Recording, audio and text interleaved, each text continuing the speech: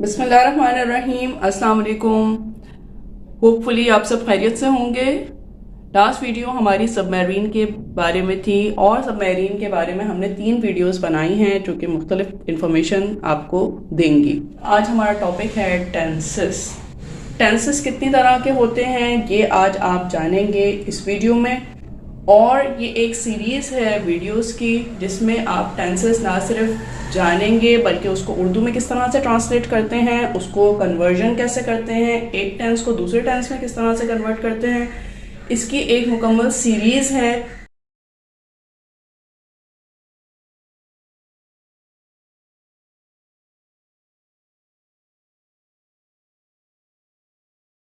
Simple tense, लेकिन इसका जो असल नाम है वो है इंडेफिनिट टेंस। सिंपल टेंस या इंडेफिनिट टेंस एक ही टेंस के दो नाम हैं। जो आता है कंटिन्यूअस टेंस। कंटिन्यूअस टेंस का दूसरा नाम प्रोग्रेसिव भी है, यानी अगर आपको इस नाम से दिया जाए या इस नाम से दिया जाए टेंस तो एक ही टेंस कंसिडर्ड होगा। आपको जो इजी लग रहा है आप उस टेंस के हिसाब से आप अपना जो नाम है वो आप याद कर सकते हैं। या तीसरे नंबर पे है परफेक्ट टेंस और नंबर डी है परफेक्ट कंटिन्यूअस टेंस। ये मिलाप है परफेक्ट और कंटिन्यूअस टेंस का। परफेक्ट कंटिन्यूअस टेंस कहलाता है।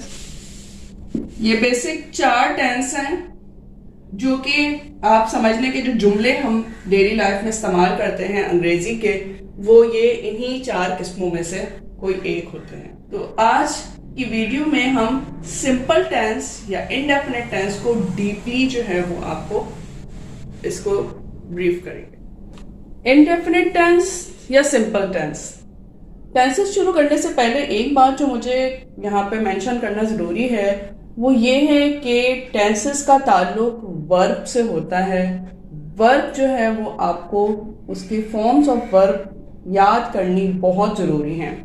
जिस तरह हम मैथ्स के टेबल्स को सॉल्व करते हैं, मल्टीप्लिकेशन और डिवीजन को, तो उससे पहले हमें टेबल्स याद करना ज़रूरी होते हैं। इसी तरह से जब हम टेंसेस को सॉल्व करते हैं या टेंसेस पे काम करते हैं तो हमें फॉर्म्स ऑफ वर्ब अच्छी तरह से आनी चाहिए। किसी भी टेंस में 3 चीजें जरूरी हैं।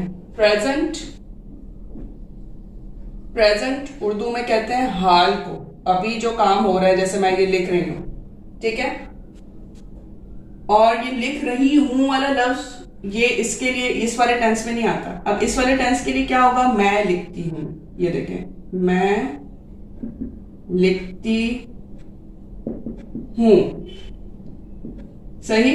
अब इसको आप, ये प्रेजेंट टेंस है, हाल में अभी ये काम हो रहा है। मैं लिखती हूं को आप क्या इसको इंग्लिश बनाएंगे, मैं के लिए आई लिखेंगे। तो राइट क्या है, राइट जो है वो है वर्ब। ये वर्ब कौन सा है, वर्ब की फर्स्ट फॉर्म है। आई राइट, आई राइट। अब आई है, एक है सिंगुलर, ठीक है। तो लेकिन आई और यू के साथ हम जो है वो सिंपल वर्ब यूज करते हैं। अगर ये इस तरह से होता कि ही राइट, एग्जाम्पल, ये एग्जाम्पल्स हैं इसकी। ही राइट, तो आप क्या करेंगे कि वर्ब के साथ एस लगा देंगे, तो ये बन जाएगा ही राइट्स। ही राइट्स के इसके साथ एस क्यों लगा है, क्योंकि ये है क्या है, सिंगुलर। सिंगुलर के साथ जब भी वर्ब आएगा प्रेजेंट इंडेफिनिट टेंस में तो सिंगुलर के साथ एस या ई एस ऐड होगा। ये है प्रेजेंट इंडेफिनिट टेंस। यूं पढ़ेंगे आप, प्रेजेंट इंडेफिनिट टेंस या सिंपल प्रेजेंट टेंस भी इसको कहते हैं, ठीक। अब आपने इसी जुमले को करना है नेगेटिव तो इसी जुमले को आपने नेगेटिव में चेंज करना है। नेगेटिव में आप लिखेंगे आई डू नॉट राइट, मैं नहीं लिखती।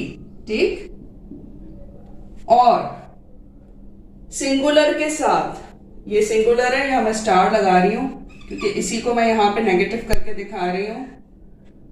ही, अब ही के साथ डू नॉट नहीं लगेगा, ही सिंगुलर है, जैसे ही के साथ यहाँ पे राइट्स लगा था तो एस ऐड हुआ ना, तो इसी तरह से आपने ये याद रखना है कि डू के साथ आपने ई एस ऐड करना है। ही डज नॉट राइट, जुमला नेगेटिव में आ गया। ठीक है, ये सिंपल जुमला आ गया जो नॉर्मल हम जुमला बोलते हैं। ठीक है, इस जुमले को अगर आपने नेगेटिव में करना होगा तो वो भी मैंने आपको बता दिया। अब नेगेटिव से कोई भी जुमला सवालिया जुमला बनाने में आसानी होती है। नेगेटिव उर्दू में कहते हैं मनफी जुमले को, और मनफी जुमले को जो है वो सवालिया जुमला बनाना आसान होता है। अब आपने क्वेश्चन वाला जुमला बनाना है, इंट्रोगेटिव कहते हैं। क्वेश्चन वाले जुमले को क्या कहते हैं? इंट्रोगेटिव जुमला बनाना है। तो आप लिखेंगे do I right, does he right. ठीक, ये जो डू और डज का एडिशन हमने किया था नॉट हटा के, ये पहले आ जाएंगे और बाकी हम लिख के और फिर क्या करेंगे, हम क्वेश्चन मार्क लगाएंगे। ये सिंपल इंडेफिनिट टेंस का जुमला था, प्रेजेंट इंडेफिनिट टेंस का। आई राइट, एक एग्जांपल मैंने ली, आई राइट, मैं लिखती हूं। वो लिखता है, लड़का है तो ही लगाएंगे, लड़की होगी तो शी लगाएंगे। ही राइट्स, सिंगुलर है, ही एक लड़के का नाम है, एक है, तो आप जब नेगेटिव इसको करेंगे तो क्यों हो जाएगा? आई राइट को आई डू नॉट राइट, आई और यू और इसके अलावा जितने भी प्लूरल हैं उनके साथ लगता है डू, डू। ठीक है, और नेगेटिव करना होगा तो डू नॉट हो जाएगा, और इंट्रोगेटिव करना होगा, क्वेश्चन वाला जुमला बनाना होगा तो डू लगेगा। इसी तरह से ही डज नॉट राइट, एक सिंगुलर है, डज नॉट आ गया, क्वेश्चन वाला जुमला बनाना है तो आएगा डज ही राइट, क्या वो लिखता है। ठीक, अब ये समझे ऊपर वाला जुमला, आपके जितने भी प्लूरल हैं, दे, वी, अस, और अगर दो लड़के हैं, अली एंड जारा, दो हैं बच्चे, साद एंड सिद्रा, तो आप इसके साथ आई डू लगाएंगे, और अगर सिंगुलर है तो डज लगेगा। ये आपको मैंने इंग्लिश, उर्दू सब मैंने इस तरह से आपको बता दिया है। जुमला नेगेटिव में किस तरह से बना, मैं लिखती हूँ, मस्बत जुमला था, मनफी जुमला क्या है, मैं नहीं लिखती। ओके, और सवालिया जुमला क्या मैं लिखती हूँ, सवालिया जुमला बनेगा और क्वेश्चन मार्क आ जाएगा। होप कि आपको ये क्लियर हो गया होगा कि इनडेफिनिट टेंस में प्रेजेंट इनडेफिनिट टेंस को किस तरह से लेकर चलते हैं, उसको किस तरह से पॉजिटिव, नेगेटिव और इंट्रोगेटिव जुमले बनाते हैं। अब हम नेक्स्ट वीडियो में जानेंगे कि पास्ट इनडेफिनिट टेंस को किस तरह से मस्बत और मनफी और सवालिया जुमले बनाए जाते हैं। तब तक के लिए हमारे साथ रहें, इन जुमलों की प्रैक्टिस करें और मजीद जुमले अपनी तरफ से बनाकर जो हैं उनको नेगेटिव और इंट्रोगेटिव में चेंज करें। कुछ सवाल हो तो आप कमेंट सेक्शन में ज़रूर मुझसे पूछ सकते हैं।